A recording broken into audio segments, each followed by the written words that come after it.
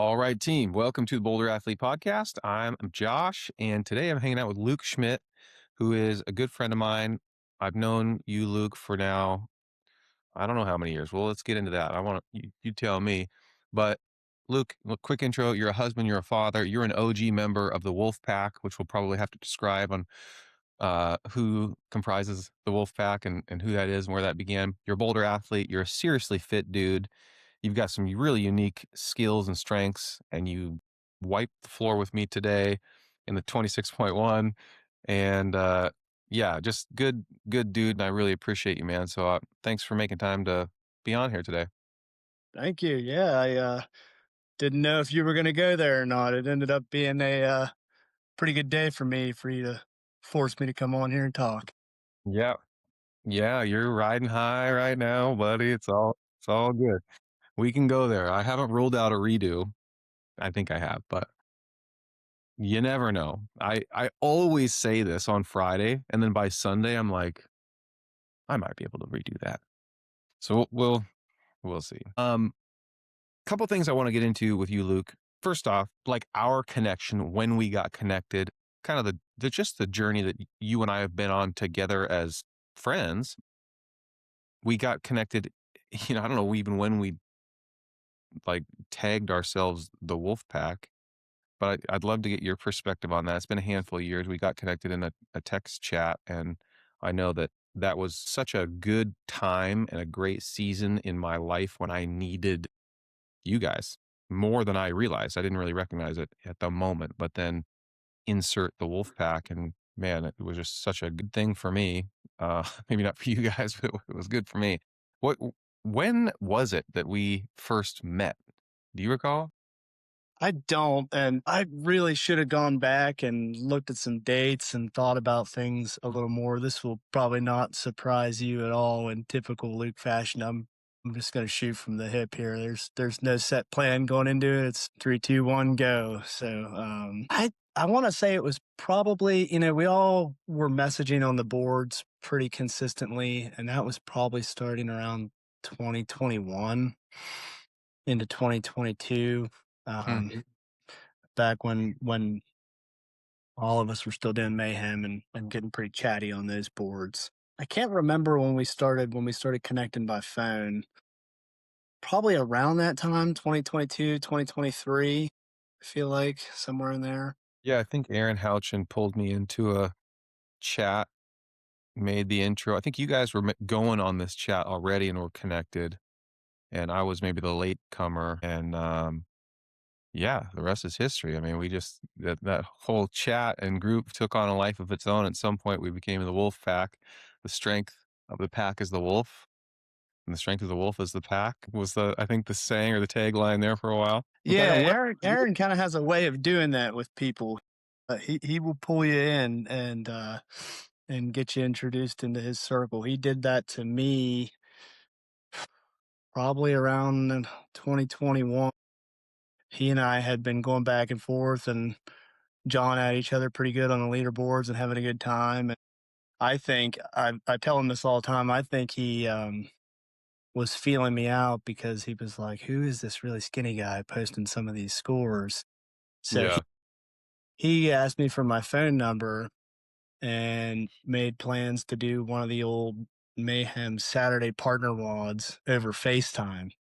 So he set it up on his end, and I did it up so on he my could own. see you prove that you were fit. I think he just wanted to see if I was shaving reps or what I was doing. But we had a blast and started talking a lot, and then got sucked into a couple of group chats, and then ultimately that one formed. That definitely sounds like Aaron taking a look at the leaderboard and going, "I don't buy that. Prove it, pal. Give me your phone number. Let's get on a FaceTime call so we can do this together." That does not shock me at all. By the way, we're talking about Aaron Houchin, great dude, also a member of the Wolfpack. I did wear my Wolfpack shirt just to really represent what we got going on here, Luke. I didn't, but I did wear a shirt for you, so I feel like I Yes, should get some credit for that. I know our audience will be disappointed that you have your shirt on, but there was a fork in the road moment before we hit record on this thing. Do we or do we not keep your shirt on? I think you made the right decision, but some might disagree. I'm gonna hear it from the guys for sure. Yeah, no doubt. Well, at least we're talking about it. That'll give you some street cred. Luke, here's a question for you. If you were to describe the role that you play in the wolf pack, like in all these social circles, everybody kind of takes on a little bit of a different role. Sometimes it's the role that you play in every circle, and sometimes it's a role that you play uniquely because of the dynamic that exists in a social circle. I'm curious if you were to I had no intention of asking this question, by the way, so this is totally off the cuff. But if you had to describe the role that you play, what are some things that come to mind in this group? Man, I don't think it's static. I mean, I think we all jump around on the continuum, but I'd probably say I'm the court jester. I mean, I'm the one who's just trying to keep it light and get people to laugh. Yeah, that's very true, and you do that very well. At the same time, you're also incredibly compassionate and very caring and very thoughtful, and the first one to reach out if somebody's going through something to provide some words of encouragement. And I've been on the receiving end of that and have sincerely appreciated it when I'm going through my seasons. Yeah, and then you've gone through the seasons as well that have been really hard and really challenging, and I hope that you feel like you're getting the same from this group. And Absolutely. Yeah. I mean, I'm sure we'll talk about it, but I got myself into a pretty bad place mentally, and you guys and others definitely did a lot to help sort of pull me up out of that. well, now that we've teed it up, why don't we just get right into it?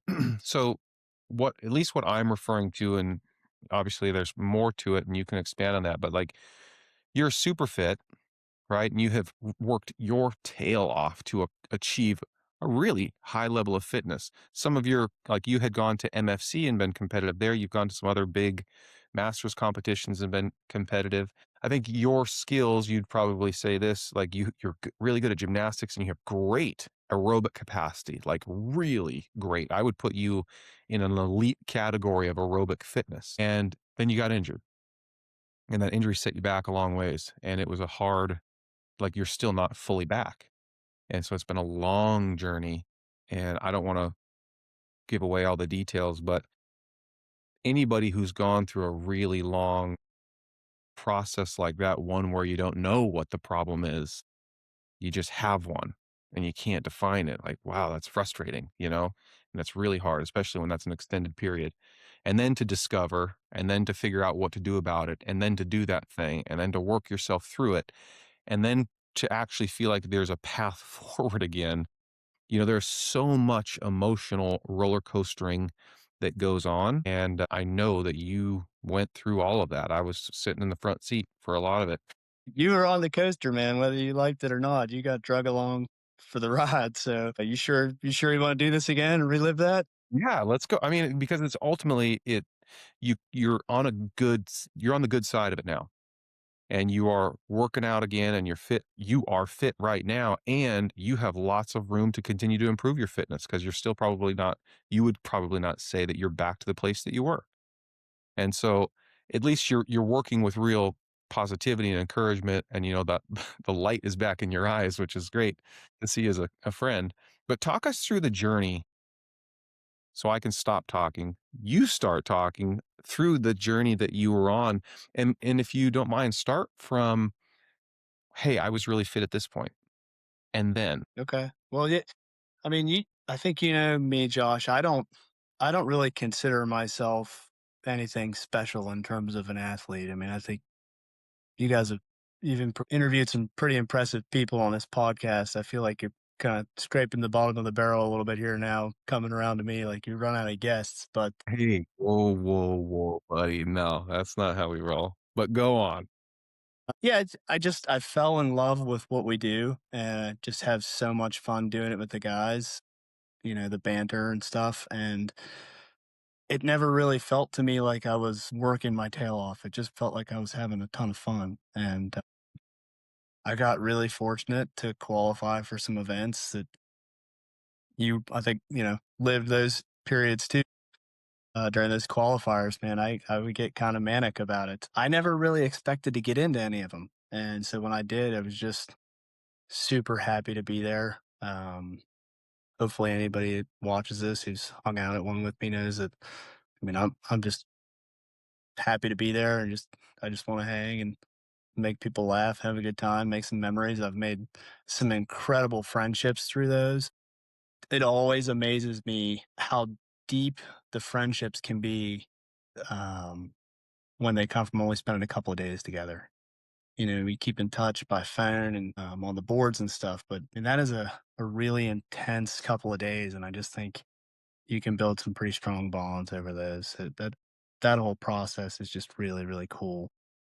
There's something about suffering alongside of somebody that builds bonds that are unlike any other bonds, you know? And you can use that suffering alongside in several contexts, you know, CrossFit one, but there are many where brotherhoods are built and sisterhoods are built because of the shared suffering. Yeah, and you end up with these really just vivid memories from the experience because the whole thing is so intense.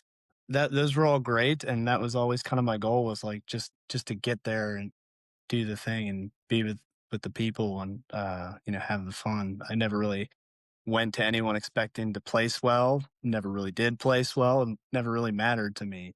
Getting But there mattered anyhow, to you. Getting there mattered to you tremendously. yeah, yeah, You that wanted to was be the there win. to That share was that. the achievement. It was Yeah, you know, I was those were I was really proud of those achievements. I did some things that I didn't think I'd ever be able to do. heck yeah.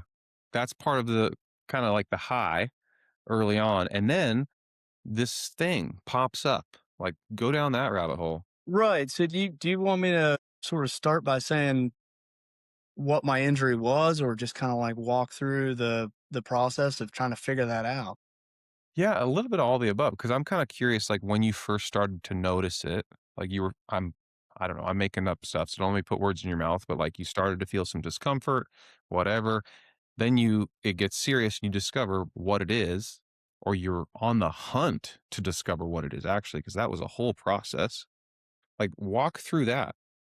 Yeah, it's so you'll remember a lot of this probably as I start talking about it, but it was really strange. So we I finished I came back from MFC in 2024.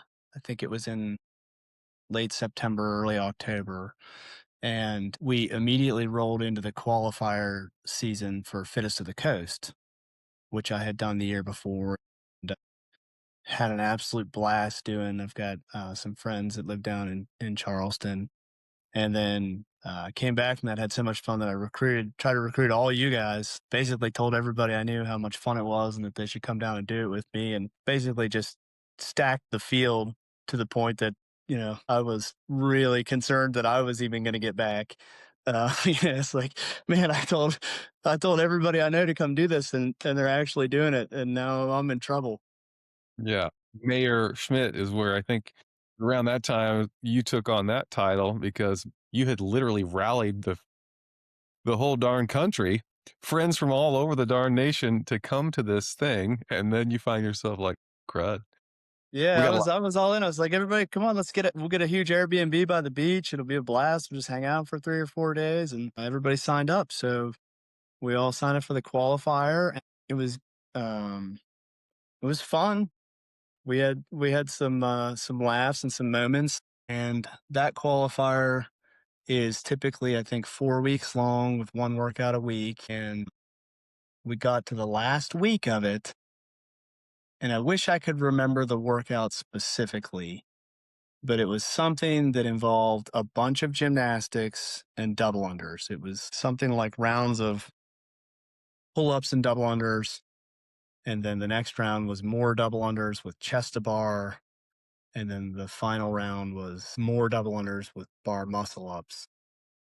And I did that workout, I think 3 times from Friday to Monday and was this close to going back for a fourth. Um, Yeah. just, you know, because it was Par for the really, it was going to course. be really, what's that? I mean, and this was just par for the course at this stage of your. Yeah, yeah. I mean, it was part of the fun, you know. Like we're all talking to each other and talking scores and talking a little bit of trash. And I had an eye on the leaderboard the whole time, and it was tight. And I just wanted to make sure I did everything I could.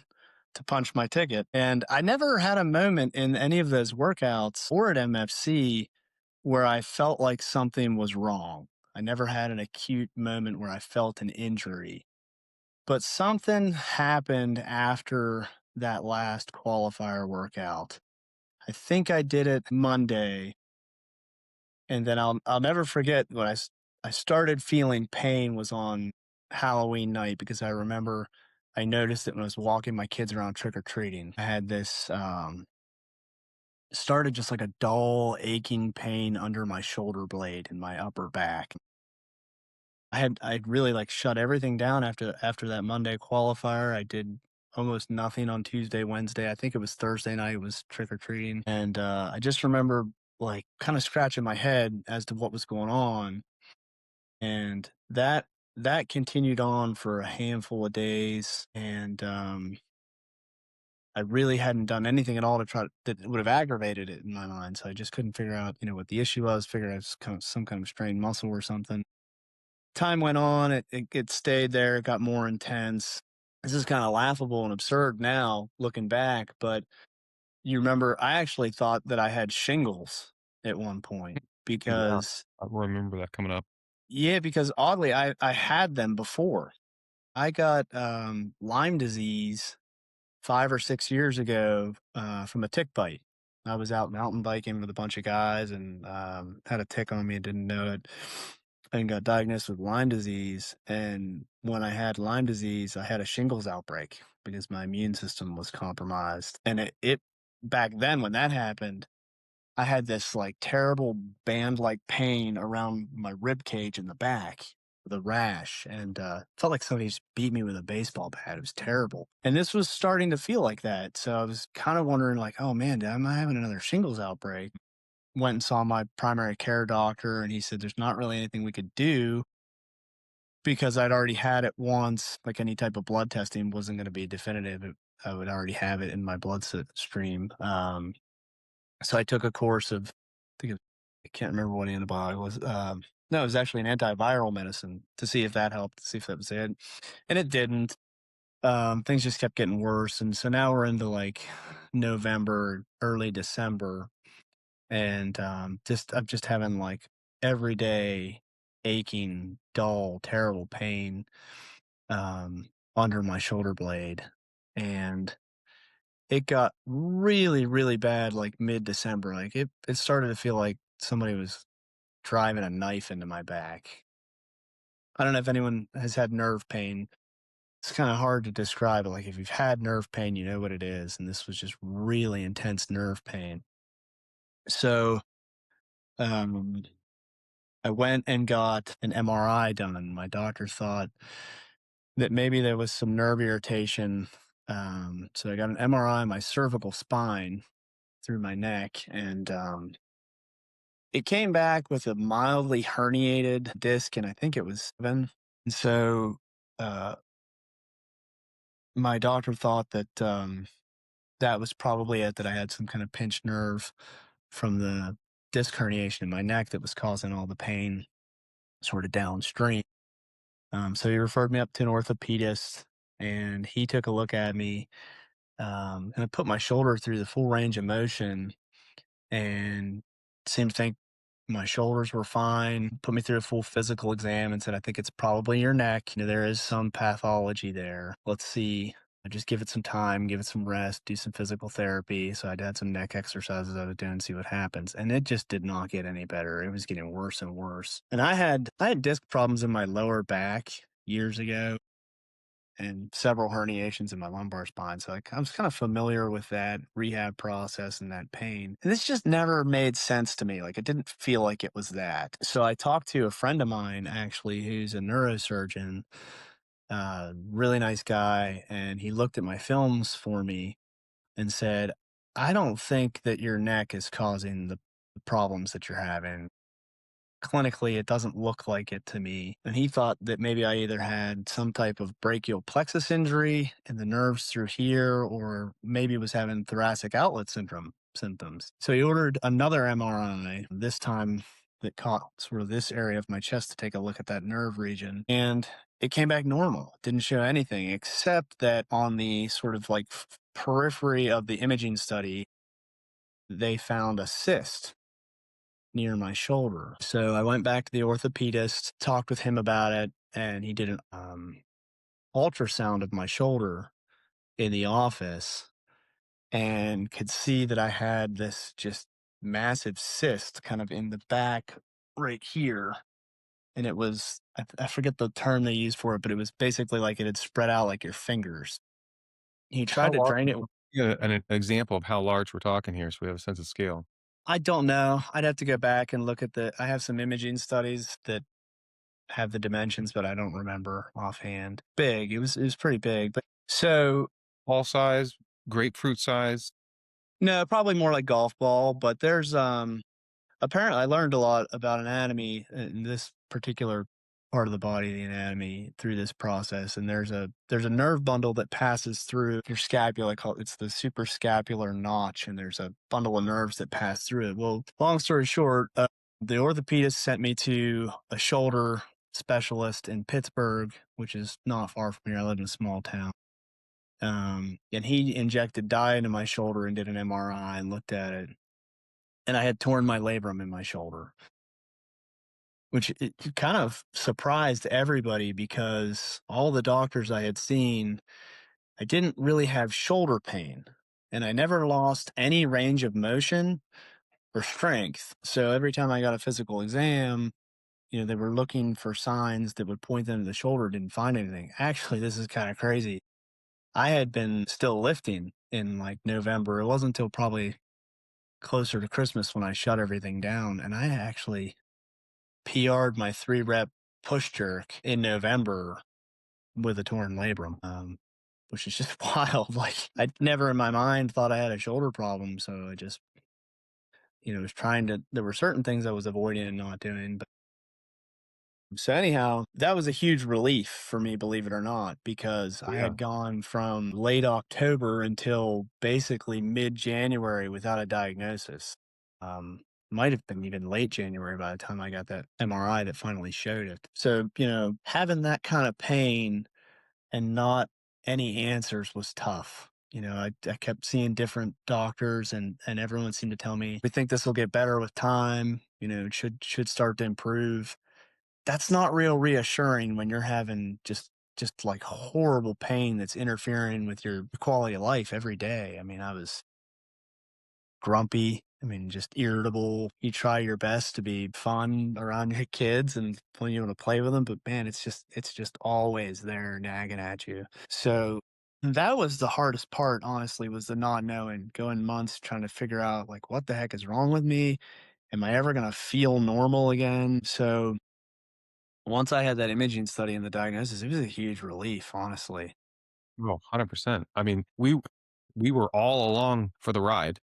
And so I can think of I could look back at my text string. There were 1,000 texts about this, I'm sure, because it was definitely front and center in our conversations daily about, how you're doing and how things are tracking, the level of pain you're in, all the things. I mean, this was very much an open discussion on a regular basis. So I felt like we were there with you, not experiencing the pain, obviously, but in a different way, experiencing it through you. And so we were all pretty stoked when you had that moment where you finally felt like it had been discovered, like there was some hope. I think we all felt like there was hope breathed into the group. And yeah, and so then you have the surgery, successful surgery. How many months now since surgery? So I'm trying to remember the timeline now. I think I may not have gotten that MRI and the diagnosis till February or later because I remember I still came. I actually, even though I managed to qualify for fittest to the coast, I obviously wasn't going to do it in that condition. But you guys were all in, and so I still came down and spent the weekend with you guys. I'm That was the super first time we glad. met in person. Yeah, yeah, it's crazy. I mean, we talk daily, and I feel like I've known you my whole life, but it's really odd to just realize like that was the first time we ever actually hung out together. So, and that drive down wasn't a whole lot of fun, but we Yeah. got there. And so I think it was after that I finally figured this all out, and then got scheduled for surgery. Surgery was set for March, and I was scheduled to go in Monday morning, and on Friday or Saturday, my son had been homesick from school all week, just sick as a dog. And on, I think it was Saturday morning, I woke up just like feeling like death and went down to the urgent care. And sure enough, he and I both had the flu. So I had to have my surgery canceled and rescheduled. Like, I think it was 3 or 4 weeks later, which is just, yeah, it's just disappointing because, like, at that point, I was so excited. I had an answer, I had a solution, a path forward. I knew that after surgery, I was going to have to be in an arm sling for 4 to 6 weeks and was not really looking forward to that and thought, like, I just want to get this over with as soon as I can and start moving forward and feeling normal and happy again. And so that was a real kick. So we Yeah. ended up getting it back on the schedule and I had surgery. I think it was April 7th of last year. So I'm coming up almost on a year now. It's about 11 months probably from surgery. And how are you feeling now? Where do you feel like your state of fitness is relative to where you were? Like, what if you could just give it a percentage? Um, it's really hard to say because it's so like exercise specific. There's some things that we can do that I'm at 100%. Maybe even some things I'm doing better than I was. But Yeah. then there's still a whole bunch, a whole handful of things that I'm not doing at all. Like I'm Handstand still push-ups. very much yeah, I'm still very much trying to rebuild foundational strength. I'm not doing any kipping gymnastics. I'm to the point now where I'm doing a lot of strict pull-ups and gymnastics, but nothing kipping. I just don't want that dynamic force on my shoulder yet. Still really limited any kind of overhead lifting. That's all very strict and controlled too. So it's hard to say a percentage because, like, if you consider all the stuff I'm not doing, it would be a really low percentage. But if you think about what I'm actually capable of doing, I feel pretty good right now. The best part is I'm just happy again. I'm having fun. I mean, just the last couple of weeks in particular, I just feel like myself again. Well, you do seem like yourself again. It's been now several months to like see you kind of round that corner and just be what feels like the Luke that that we fell in love with way back when. And but it was really hard, when you see somebody that you care about is going through something real tough, and it's dark. And man, the group and I would talk about you when you're not there. Like, man, are we checking in on Luke? How's he doing? I'm a little worried about, how he's handling this season right now. And so we were trying to pick you up because we know you and we know how hard you can be on yourself and how hard you were taking this whole situation. And man, we really wanted to see you on the right side of it. So it was such an encouraging stage moment to get you on the right side of things. And yeah, to see you smiling again and joking again and just kind of back to yourself again. And now you officially mopped the floor with me on the open workout, 26.1. Say your fitness is in a pretty good spot. Definitely some things that you can't do, but the things that you do well, you do really well. Thanks, buddy. Yeah, man. So yeah, it's weird. Like in retrospect, looking at the whole thing, it sounds strange to say this, but honestly, having surgery and the recovery from it has just been so much easier. I mean, from that moment forward, it was all about progress. Like there was a path forward. I had a plan. I knew it was going to take a really long time. That was fine. It was the before that, the not knowing period that was so hard on me mentally. And it would, And and it's you know, like anything else, like with a rehab, it's like if you tell somebody there's an end, you can endure almost anything if you know there's a way out. And that's how I felt. yeah. And when you don't have the finish line to march towards or to get across, or the checkpoint essentially to get across, and when you don't know where that is, that's hard. When it keeps moving and then you finally feel like it's been established and then it moves again on you, that's really, really difficult. Luke, let me just say thanks for sharing all of that. And I know there's several layers that we haven't gone into there, but the reason I really wanted to get into this is because there's people that are going through stuff very similar to this, that are going through things that are less severe but feel incredibly difficult. There's people going through things that are far more serious. And wherever kind of these folks are, I think all of us can relate to a certain degree on like what it's like to go through a journey like that, where man, there's some frustration and there's some difficulty, and you kind of start to question, am I ever going to be able to do this again? And what does life look like if this isn't a part of it? And you can spiral down that path pretty quickly, regardless of what you're going through. These are very human questions that you start to ask, and it can become really dark. And my hope is that the takeaway for this is like naturally you can work through it. You got to find the right people, to surround yourself with good people, find a way to make really small steps of progress. And Aaron Houchin is also on his path back from a really serious and traumatic injury that he experienced at the CrossFit Games, which was like the pinnacle of his fitness. Worked so hard to get there, blows up his tricep at the games, and now he's working back. But like what you both are doing really well, and I want to emphasize this for others, is look, there's a bunch of things you can't do, right? You're not doing chest to bars, you're doing strict work alone, but there's a bunch of things that you can do, and you're investing in that really intentionally. And it's actually, I think, and you said this, built your fitness maybe beyond where it was before in certain areas that ultimately will be a real advantage as you round out the other things, as the other movements start to be brought back into the fold. And I think should be a really encouraging story. I hope that it is for those that are going through this and struggling to find a little bit of hope sometimes, which is very natural.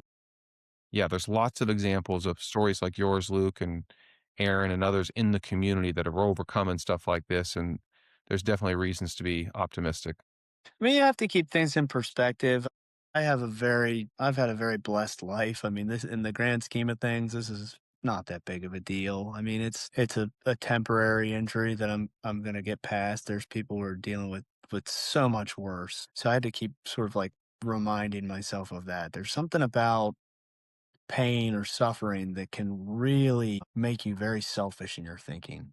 You know, you're just fixated on that issue and what's bothering you. And I think it's important to try to, take a step back and think like this things could be a whole lot worse. And having other people around you definitely helps. And my instinct when I'm feeling down is to kind of like withdraw. And you guys wouldn't let me, and I really appreciate that. There were so many people who reached out to me, and I couldn't possibly name all of them on here, but know that I appreciate y'all very, very much. And to the extent that anybody ever wants to reach out to me, if you're having an issue, I'm always happy to talk. Pretty good at getting a smile or a chuckle out of somebody. So hopefully I can do that and help you out. That's one thing I'm trying to take from this experience is, maybe I've learned something through it that I can offer somebody else. I didn't want it to happen to me. I certainly didn't want this to happen to Aaron. I mean, what happened to him at the games broke my heart. But in a way, I'm kind of glad that I had my injury first because I feel like I was just really able to empathize and try to help him. Now he'll probably tell you I just annoyed the hell out of him. Yeah. Well, thanks for getting into all that.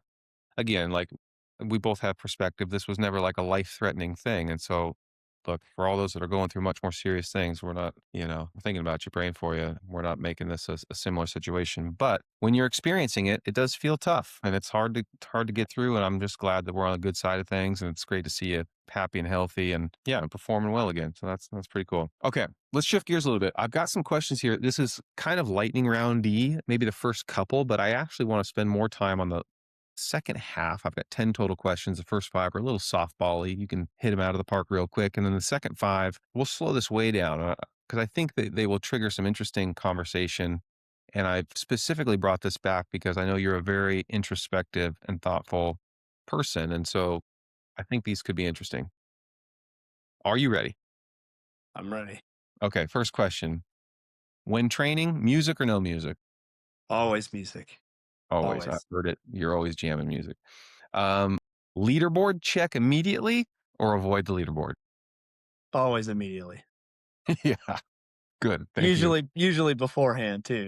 Okay, I'm glad you're being honest here. We're off to a good start. Okay, one word that describes your training style. Reckless. Perfect. That is also accurate. All right. Who are you more competitive with, yourself or others? Probably myself. Okay. You don't believe that one. You don't buy it. Well, no, I mean, I think that there's some truth to that. You did just say that you check the leaderboard before the workout, during the workout, after the workout, immediately. So we'll have to reconcile that a little bit. I'm going on to the next question. Proudest moment of your CrossFit career? The first year that I qualified for MFC, I think it was 2023. That's something I never thought I would do. It was kind of threw my hat in the ring because all the other guys were doing it. Never really expected to make it, and got an invite and thought, like, what the hell have I just gotten myself into? Right on. I thought that might have come up. That was really cool. Yeah, that was a really cool achievement. Okay. So those were pretty straightforward. The next are also, but there's definitely some depth to these. So we'll slow this down. Don't feel like you got to go through. If we strike a chord on something, let's spend a little time on it. What's something people assume about you that's wrong? Man, Yeah, there is no lightning to this. These are things no, to pause and think about for sure. man. Maybe that I'm a little more confident in myself than I actually am. I mean, I think the people who are really close to me know that's not the case, but I don't know. If you don't know me well, you might think that, that I carry a Nice. little more confidence. I know That's you don't. I know you know otherwise because of how close we are, but Yeah. Yeah, I mean, I could see where you're coming from, though. Like, if I didn't know you and was just kind of making my read of the cover of the book, I could see where, yeah, I would think, yeah, he's portraying a lot of confidence but I can be kind of loud and boisterous. yeah, you You can know, have a real outgoing personality. So I don't have this question on my list, but would you consider yourself more an extrovert or an introvert? when I was young, I actually thought I was more extroverted, but the older I get, I think I'm actually probably more introverted. I actually I love talking to people and I enjoy social situations, but I think I'm probably more introverted actually. I completely agree for myself. Yeah, I think that the older I get, actually, I don't know if age has anything to do with it, but if I do look back when I was a kid, I was far more introverted, and I think people thought that I was very arrogant and overconfident, and I was so insecure and really was introverted for sure.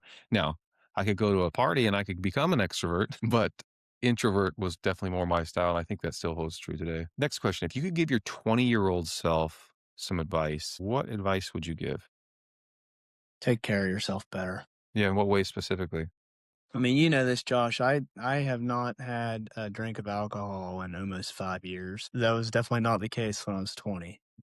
I just made a decision on a couple of fronts in my life that health and longevity were going to be the priority in my life for my family and for my kids. And I lived a very different lifestyle in my early 20s and all the way up to my early 30s. And I think I would implore my younger self to take better care of yourself. Yeah, that's a good one. When people are around you, what do you want them to feel? Comfortable, happy. And how do you think this is a follow-up question, because I know that you're very intentional in the way that you operate. How do you think you go about creating that sense for people?